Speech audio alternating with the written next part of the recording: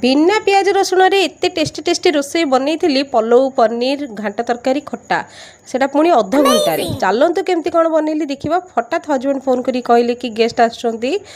तो तुम अध घंटा भितर किसी रोसे कर तो सेमती भी मु पोटल तरकारी करथांती तो पोटल तरकारी टी पनीर मिसेकी ताको भल भाव कषिदेली बिल्कुल मु पियाज रसुण नहींनी टमाटो अदा लंका बाटी देइथली जीरा टिके सेतिकिरे मु से तरकारीटा को बनैथली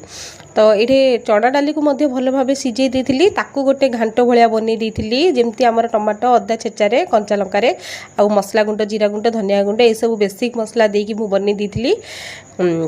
बहुत टेस्ट लगुला आटा भी बिना पियाज रसुण रे अध घंटा पाखापाखि पूरा लगिगला आ सांगे सांगे रोसे मोर हो जाता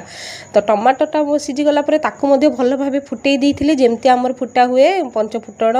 मेसणा पत्र कंचा लंका ये सब देकी ताको भल भाव फुटे गुड़ चीनी ये सब भल भाव टे पकई देती आउ तो